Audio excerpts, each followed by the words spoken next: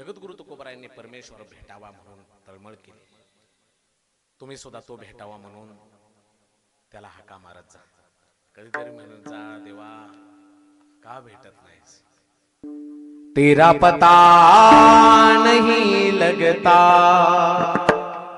तेरा पता नहीं लगता,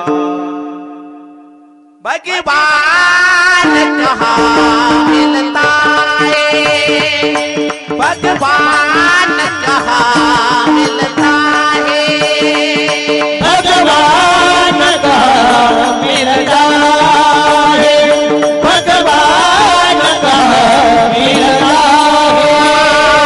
कहीं गाँव ढूंढे, कहीं नगारा ढूंढे, अरे ढूंढे, तू रहता कहाँ, तेरा ठिकाना कहाँ,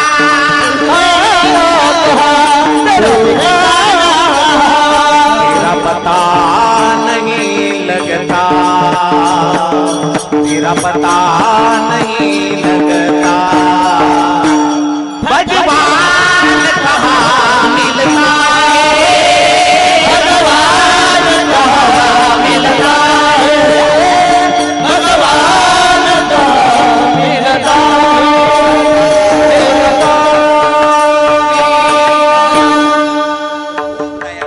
खूप कृपाळू आहे. त्याला मिळवण्याचा प्रयत्न करा. खूप दयाळू. एकच उदाहरण सांगतो, माझं कीर्तन समाप्त करतो. ऐका किती दयाळू आहे. फक्त त्याच्या दिशेने जा. नगर जिल्ह्यामध्ये एक श्रीरामपूर म्हणून तालुका आहे. त्या श्रीरामपूर तालुक्यामध्ये खंडाळा नावाचं गाव आहे. लक्ष देऊन ऐका. त्या खंडाळा गावामध्ये एक हरिभाऊ पवार नावाचा गेटमन राहत होता. ऐका, लक्ष देऊन ऐका.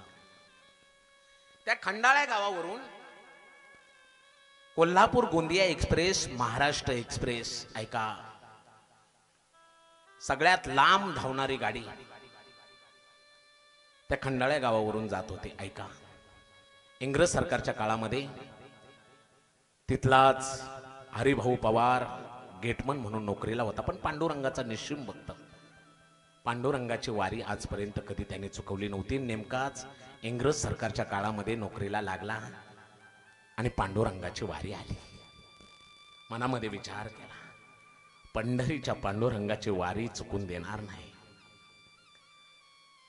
या खंडाळ्यावरून नगर मार्गे मी सावळ्या पांडुरंगाला भेटायला जाणार. फक्त मला इंग्रज सरकारने 15 दिवसाची सुट्टी द्यावी.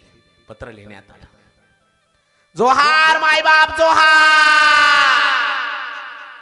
सरकार, सावळ्या पांडुरंगाची वारी जवळ आली.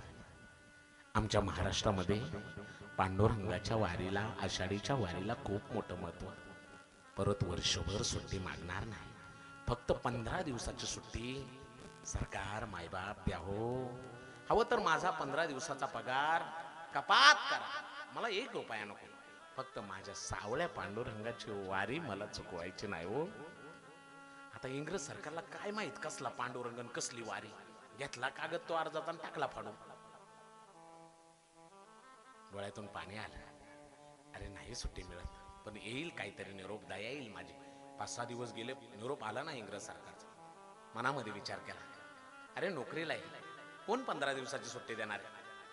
पण नसेल मिळत 15 दिवसाची सुट्टी, किमान दशमी, एकादशी आणि द्वादशी 3 दिवसाची सुट्टी आपण इंग्रज सरकारकडे मागायची. पत्र लिहिण्यात आलं. जोहार मायबाप जोहार. नसेल द्यायची 15 दिवसाची सुट्टी, नका देऊ, पण किमान 3 दिवसाची, दशमी, एकादशी, द्वादशी वारी करील सावळ्या पांडुरंगाची. त्रयोदशीला नोकरीला परत हजर होईल. बघा, 3 दिवस माझ्या जागेवर एखादा माणूस ठेवा. माझा 10 दिवसाचा पगार त्याला द्या. फक्त 3 दिवस मला माझ्या सावळ्या पांडुरंगाच्या वारीला जाऊ द्या, नाहीतर माझा प्राण जाईल. पण इंग्रज सरकारने सुट्टी दिली नाही. हरिभाऊ, जमणार नाही. वारी सुरू झाली. वारकरी पंढरीच्या दिशेने निघाले. पण टाळ वाजला की अंगातून रक्त सळसळायचं. अभागी आहे मी. माझ्या सावळ्या पांडुरंगाची वारी माझ्या जीवनामध्ये घडत नाहीये. पण सावळ्या पांडुरंगाची वारी नसेल घडत, काय असल्या नोकरीला करायचे? नोकरी गेली तरी चालेल, पण मी सावळ्या पांडुरंगाच्या वारीला जाणार. रेल्वे बंद करणं माझ्या हातात नाही, पण गेट चालू करणं बंद करणं हे माझ्या हातात आहे. गेट बंद केला तर गेट मधून जाणाऱ्या बैलगाड्या, सायकलवरची माणसं, जनावरं थांबतील. रेल्वे मी बंद करू शकत नाही, पण माणसांचा रस्ता बंद करणं माझ्या हातात आहे. नवमीचा दिवस उजाडला, नोकरी गेली तरी चालेल, गेट बंद करायचा. कोणी गेलंच नाही तर अपघात कसा होईल? गेट बंद केला. रेल्वेमध्ये बसला तो हरिजन समाजाचा हरिभाऊ पवार. थेट पंढरपूरला आला. दशमी, एकादशी, द्वादशी प्रेमपूर्वक पांडुरंगाची वारी केली. द्वादशीच्या दिवशी डोळ्यातून पाणी आलं. विठ्ठला, तुझ्या वारीशिवाय नसतो जिवंत राहिलो. नुकताच नोकरीला लागलो, इंग्रज सरकारने सुट्टी नाही दिली. ठरवलं नोकरी गेली तरी चालेल, पण सावळ्या पांडुरंगाची वारी नाही चुकली.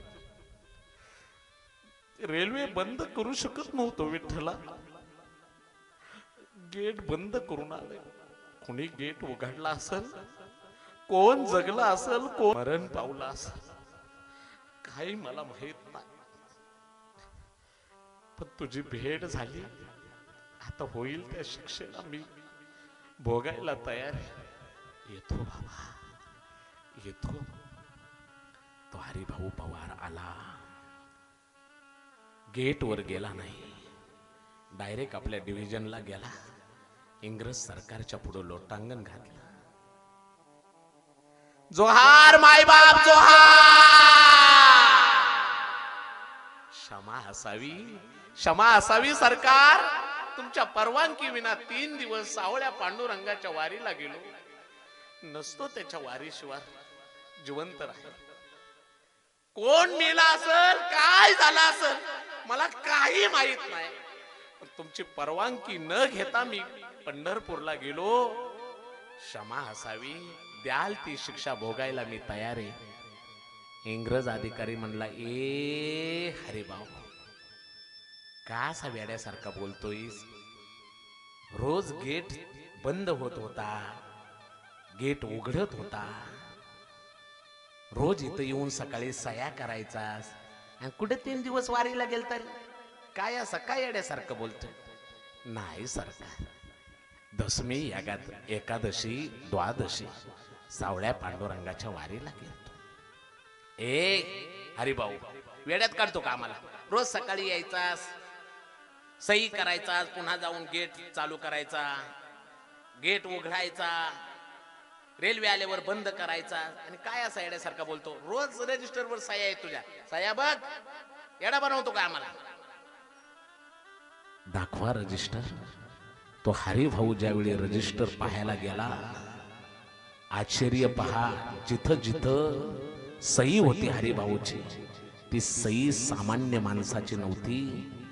जगाच्या मालकाची, भगवान पांडुरंगाची सही त्या रजिस्टरवर होती.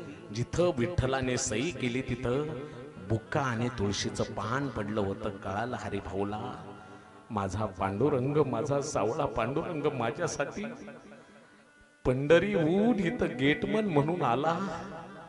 त्यांनी सया केल्या, माझ्यासाठी गेट उघडला, गेट लावला, पळतच गेला. हरिभाऊ विठ्ठला, अरे तुझ्यावर प्रेम केल्यावर तू एवढं खालच्या दराचं काम करतोस, खालच्या थराचं काम करतोस. त्या गेटला जाऊन लोटांगण घातलं. ऐका, आजही त्या गेटच्या कडेला एक मोठं विठ्ठलाचं मंदिर स्वानंद सुखनवाशी नारायणगिरी महाराजांनी बांधलंय. जी लोक पंढरपूरला, आषाढीला, कार्तिकेला जाता येत नाही, ती त्या गेटच्या जवळ जातात, गेटचं दर्शन घेतात. पांडुरंगाचं दर्शन झाल्यासारखं लोक समाधान मानतात. देवावर प्रेम केल्यावर तो एवढा दयाळू आहे, कृपाळू आहे. त्या हरिभाऊसाठी स्वतः गेटमन होऊन सया करण्यासाठी आला. त्याच्या दिशेने प्रवास करावा, त्याच्याशिवाय जीवनाचं सार्थक नाही.